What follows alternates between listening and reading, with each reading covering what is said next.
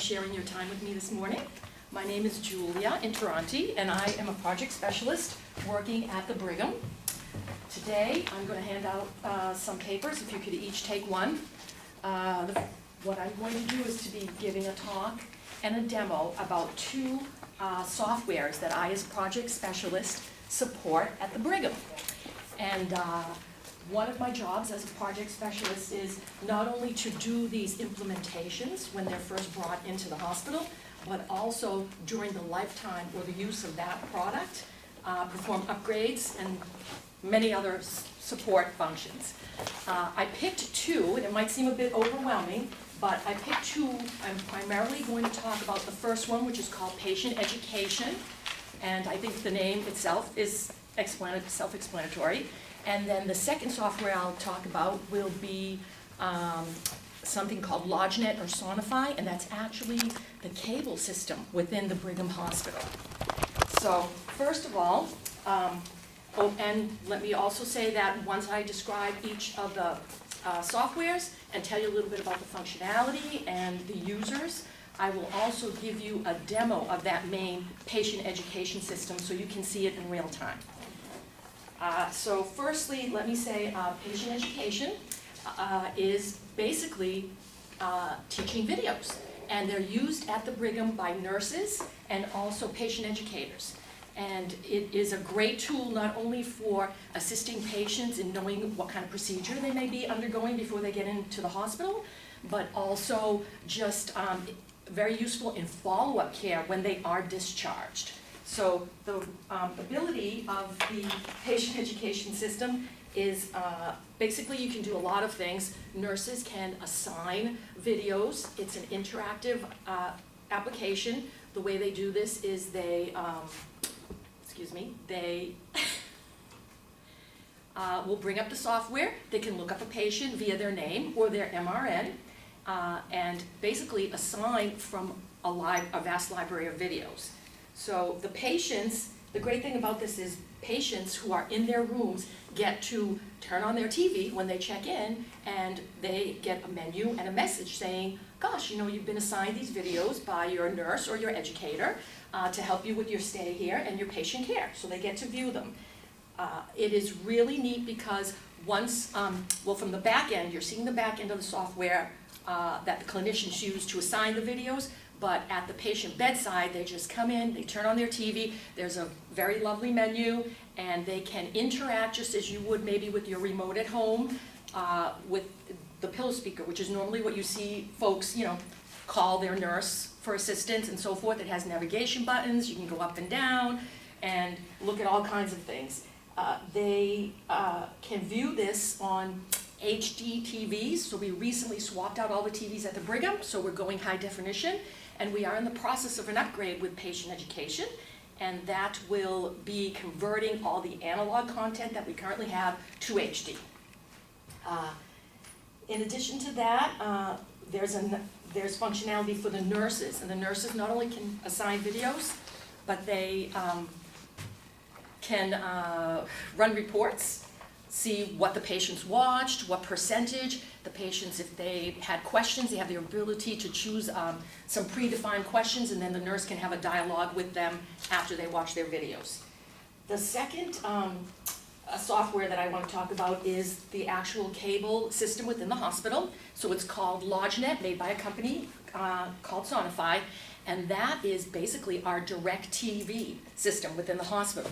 So not only is this the pipeline where we send these patient education videos to the bedside, but it's also the outlet for any kind of movies, music, our spiritual channel.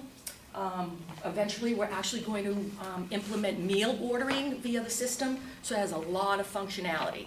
And really we couldn't send the patient education videos down the stream unless we had Sonify. Sonify is actually where we store the video content. It has a vast media library, so we have hundreds of videos. Those videos are purchased from third-party media outlets, or we sometimes produce our own.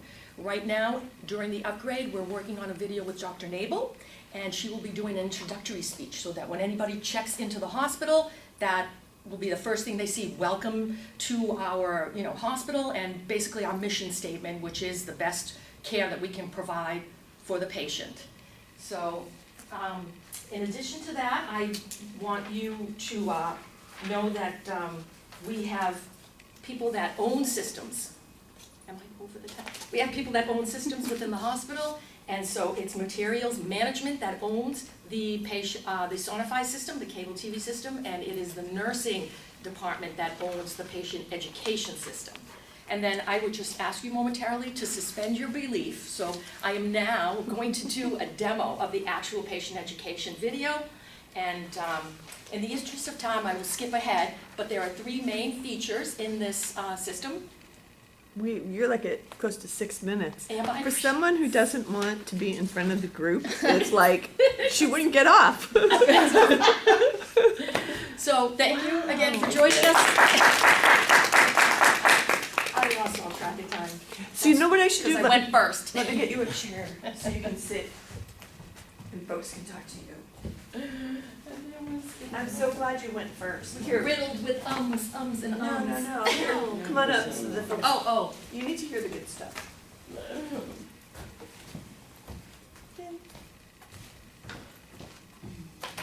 Still going to Where were you? Yeah, so you get to start chatting. And this time we'll do a good and something to work on at the same time, just to save time. I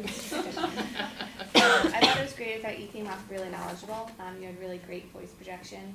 There was a few times where I think you got caught off guard or got distracted, whether it was the timekeeping or whatnot, but you stumbled a little bit with that. Otherwise, I thought it was great. No, really, I would say the same thing, that you had my attention, you were talking about interesting things, you were moving around the room really well, and again, doing the thing with you, what you did with the condo, like the 1, 2, 3, I could really follow it, and then you definitely just got distracted, and it would make me get distracted, so if those didn't happen, it would have been like a perfect flow. Yeah, I felt like you had a really good presence. You definitely commanded the room, and I felt like you knew what you were talking about, so it was very easy to follow along. Yeah, I mean, I guess I would just say the distraction, it kind of threw you off a little bit, but it wasn't too distracting to me. Like, I was still able to pick up where you left off and as you continue to go.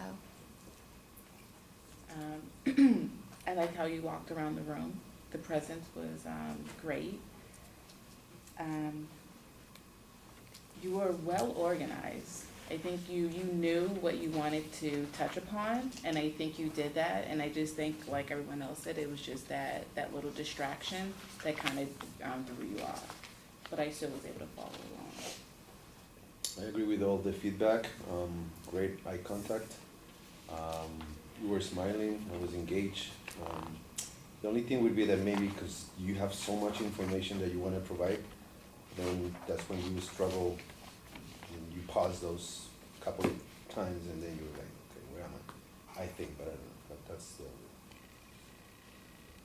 I agree with everyone else, like good pace, good movement, like you kind of went around the room, like you kept everyone, I was very engaged, and I was like, oh, what is this all about? I'd agree with the distraction, but you recovered really well. Like you kind of like took a second, but then you quickly like turned around and continued, so. So I think it's awesome that you went first, because I know how nervous you were, and I'm like sweating for you. But I thought you masked your nerves really well. I guess what I would say is maybe not hold a piece of paper, because that, you could see you shake a little bit, but without that, you would have no idea that this is not your forte, in my opinion. Yeah.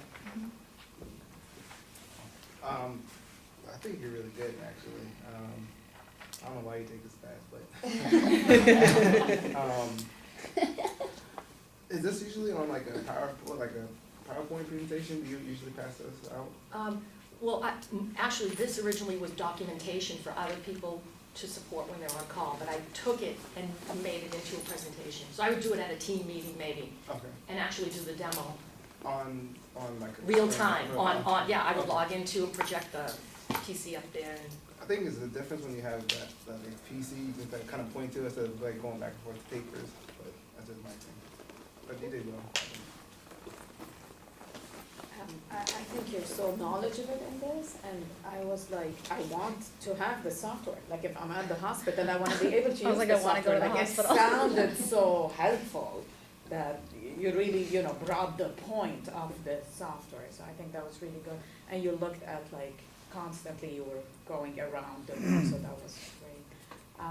One thing I think to work on is I saw you looking down at the table. I think that was distracting me by you looking down.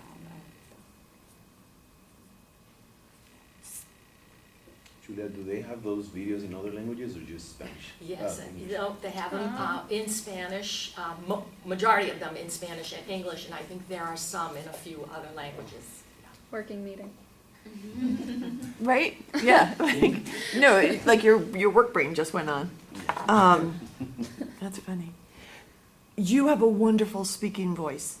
So your resonance is a little bit lower and almost huskier than most women's. Like I'm trying to do it and I can't do it. I definitely can't do it.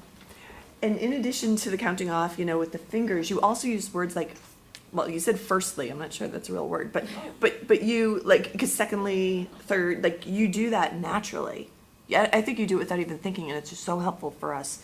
The piece of paper, I don't know who said that. Watch the video. When you finally put that piece of paper down, you just commanded the room at that point, and all the nerves seem to disappear. Incredibly logical in terms of the way that you present information. And again, I think that you're a natural storyteller. And great inflection, great enunciation. Your speaking voice is exceptional, truly. Any nerves that you had up there, I think were transparent to us. People kept talking about the distraction. What you probably don't know is it was after the 1 minute mark, I'm like, come on. And I'm like basically talking to her like, stop. And she looked at me and just keep going. So I was your distraction. But I think the thing that I most appreciated about your presentation was the level of pride in the Brigham that you conveyed. And there is just something really powerful about an individual when they can exude that. Because this could have been a fairly boring, here's what we did, here's the software, da da da da. But the word choice and the fact that you used their mission statement was amazing. A couple things for the whole group to be aware of. Be careful when passing things out. It sounds simple, right? We are so dumb as adults when it comes to passing paper, and you will see us eventually get lost. So what you might want to think about doing, like you started passing out one at a time and then you stopped and just gave a big chunk there. So you could do a chunk up there, maybe do a chunk on Dern's side, that might confuse us, or have them already put together and say that there are 2 packets, like really with a paper clip. Like I cannot stress enough how inept we are as adults at distributing paper. That's number one. With the paper, one of the best practice guidelines is you should not speak to anything that is in the slide deck while it's being distributed. But you don't want to just go quiet. So what you want to say to the group is, out of respect for those of you that haven't received the paper yet, I'll wait until everybody has one. So honestly, that's what I do as a cheat. So when it's a new group and I'm not comfortable with them, I will intentionally have something I need to pass out. And I do that after a few seconds, and then I say, I'll wait until everybody has one, and I go right back to my cheat sheet notes to say, what the heck am I supposed to be saying next? And I read it, and this is what I do. So, I chunk it out, I'm like, I'll just wait until everybody has a copy before I go on. Then I'm up here and I'm acting really bored, and I'm like, oh my God, that's what I'm saying? and then I just come back out, and it's like, you act bored all the time, like, so everybody has a set? Okay, let's keep moving. Or like I'll do the same. I'm on camera. I'll do the same thing. Pretend I need a sip of water. Or before I go any further, it looks as though there are a few questions in the room. So why don't I give like 15 seconds or so for folks to kind of collect their questions, and then we'll process those. And I just act so nonchalant because that's when I say, "Are there any questions?" That means I have no clue what I'm talking about. I've lost my place. So it's all about being transparent. But you're way better than you think. Eye contact, you love this side of the room. So I was watching you. When you make eye contact, you always turn to your right first. So I guess when you think eye contact, make yourself go left. Because you will saturate us perfectly. Here's your vulnerable spot. I don't think Dernst got real eye contact. Yeah, so that's where you want to go. And then the final thing is, and it's probably because you're in really comfy sandals, right? But there was like a lot of like just casual, like swooping. I mean, it was pretty, but that was the only area that I tightened that up.